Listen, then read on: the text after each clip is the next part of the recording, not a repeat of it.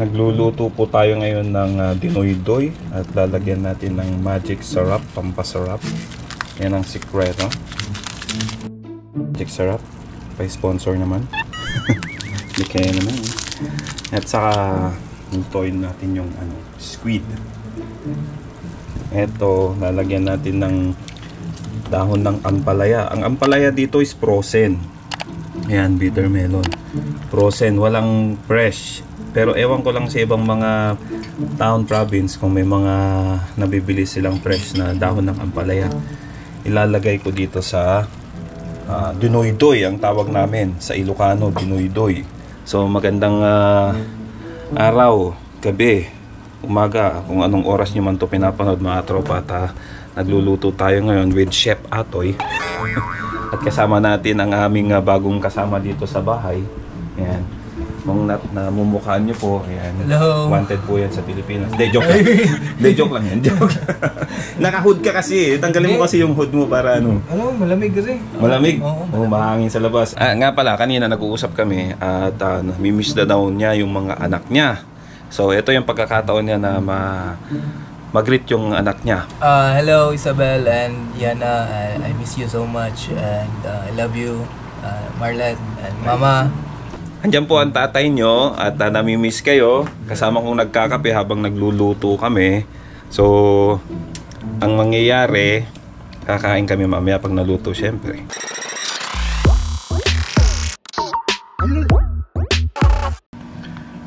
Luto na. Tapos, huli nating ilalagay ang ampalaya. Ayan, ito yun, ampalaya. Ayan, oh. Wow, calap-calap. Ayan, lagay mo lang sa ibabaw. Ganyan. Ano talaga?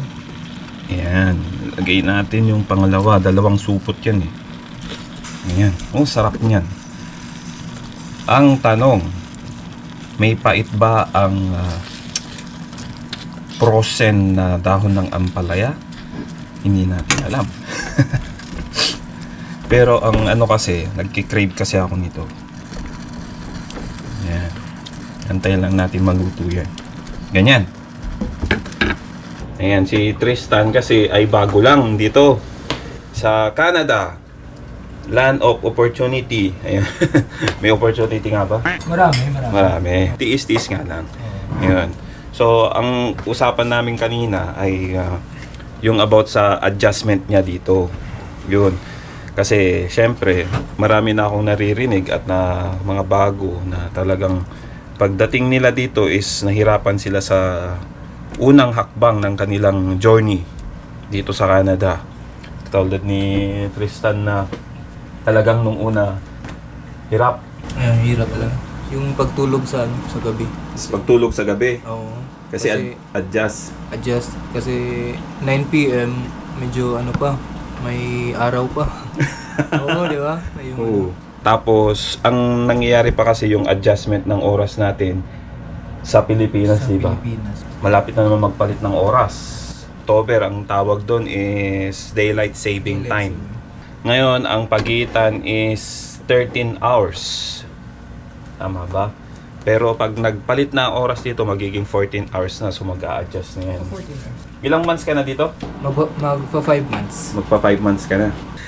Ayan mga tropa, so mga nagbabalak pumunta dito. Ayan, sineshare lang ni Tristan, kasama ko dito sa bahay, yung experience niya. Hindi naman lahat pare-parehas kaya tayo ng experience. Ako nung experience ko dito, nung first time ko dito sa Canada, ako kasi honestly, naging independent kasi ako. Kumbaga, nasanay na kasi ako sa Pilipinas na kaya kong mamuhay mag-isa.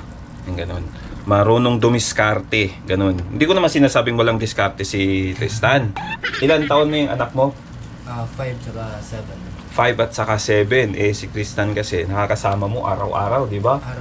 Araw-araw. Lalaki pa yan, lalaki. Paano na lang kaya yung mga babae?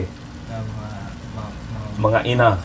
Oo, di ba? Di mas mahirap yung adjustment nila sa homesick. Yun lang, yung mga ganun ba, mga tropa. Kwentuhan lang to, kwentuhan lang. So, yung mga baguhan dito, share nyo yung mga experience nyo, kung paano yung adjustment nyo. Malay nyo, makatulong tayo sa mga katulad ni Tristan na 5 months na pero homesick pa rin. Homesick pa rin. Nga pala, balitaan ko may adjustment ang immigration dito sa pag-aano ng spousal. As a temporary foreign worker, patulong naman, damay ba ang mga temporary foreign worker dito? Hindi ko alam kung mangyayari yan. Pero ang pagkakaalam ko, linilimit na yung mga spousal kasi dito uso ang spousal dito sa amin, dito sa town sa Nipawa. Kasi yung mga temporary foreign worker, wala pang, hindi pa PR, nag-i-spousal na sila. Kinukuha na nila yung pamilya na dito para makasama nila dito sa Canada, yon sa Nipawa. Habang nagtatrabaho sila, both mag-asawa, nagtatrabaho, nagtutulungan, gano'n, at least, hindi sila nalayo sa isa't isa. Yun ang maganda dito sa amin, sa Nipawa, pag-spousal. Pero sabi nga nila, may bagong batas ang immigration na nililimit or arang binabawasan nila ang stricto, ang restriction ng pag-aano ng spousal. So, parang hindi na mabilisang makakuha ng pamilya, asawa, para makapunta dito sa Canada, ganun. Ganun na ata ang nangyayari ngayon. Correct me if I'm wrong, pero hindi ako sure. Pero may plano ka bang mag-spousal kung sakali? Oo. Plano ko next year siguro. Next year? February, Oo. Ang the best niyan, Tan, habang nag-aano ka next year, kung ako sa'yo, mag-ipon-ipon ka na. Kasi sa totoo lang, mahirap din pag nandito na yung pamilya mo. 1, 2, 1, 2, 3.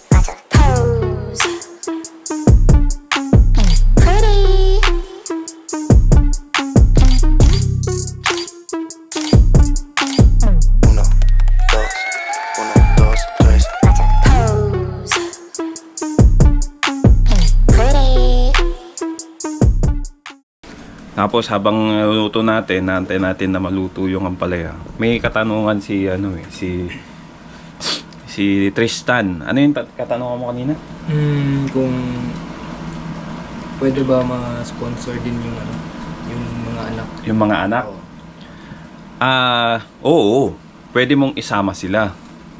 Kasi ang karamihan ginagawa, hindi ako immigration hindi ako immigration consultancy.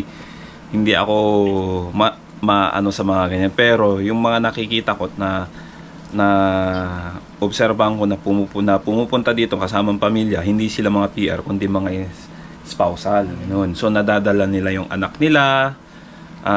Meron pa nga ako kilala, I think mga ilang buwan pa lang siya dito, hindi pa siya wala pa siyang 4 months, nag-file na siya ng spousal. Mga brown hat. Wala pang 4 months. File na siya ng spousal, nandito, punta na agad yung pamilya. Basta kaya mong provide yung finances.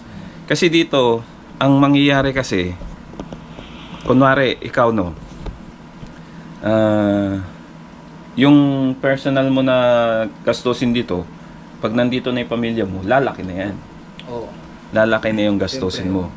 Nagre-renta ka ng separate na kwarto para sa pamilya mo, kung ilan yung anak mo, ganun. Katulad dito sa taas, malaki din yung pamilya nila, malalaki na yung mga anak nila. So, nagrenta sila ng mas malaking space para sa kanila, yun.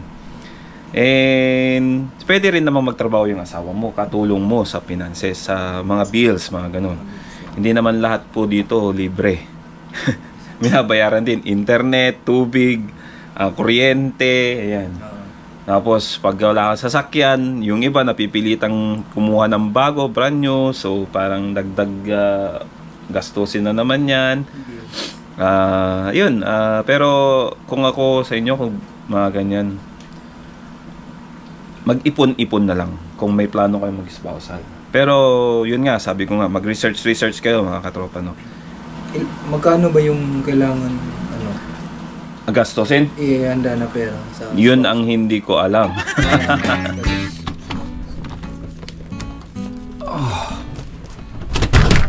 Ay, grabe, mahangin Tsaka makulimlim. Ayan. Sarado natin yan. Mahangin, malamig mga katropa. Update lang. Fall na po dito sa amin. Fall. Ayan. Makikita nyo kalangitan. Ayan. Napaka itim. Sa napaka hangin. Ay. kasing hangin ko. Ayan, tapon lang ako ng basura kasi talagang naglilinis kasi ako. Tapos na ako magluto, tapos na rin kumain. At mahangin ang kalangitan, ang mga puno, malangin. Yan, ang bilis ng takbo ng ulap po. Diba? Yan, ibig sabihin mababala yung ulap niya. Lamig. Kalat na rin ng dahon kasi fall na nga dito. So yung mga dahon talagang nagbabaklas na. Ano ba tawag doon? Lalagas na. Sara na muna natin to. At ako na may nakikipag kwentuhan. Wait lang. Ano pa? Tristan. Tristan, hindi ko ilalagay yung huwag ka mag-alala.